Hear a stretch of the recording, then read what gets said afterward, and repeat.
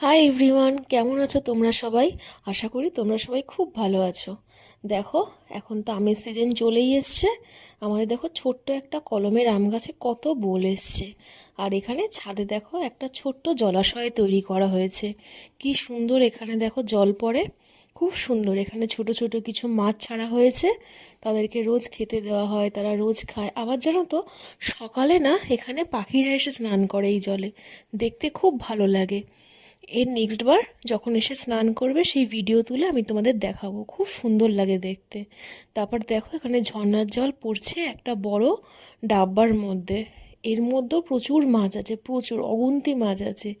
এরাও খেতে দিলে খুব সুন্দর করে খায়, খুব ভালো। আবার এখানে দেখো আমাদের গাছে দেখো কিছু আমও হয়েছে, এইগুলো কিন্তু সব ছাদেই হয়েছে, খুব সুন্দর।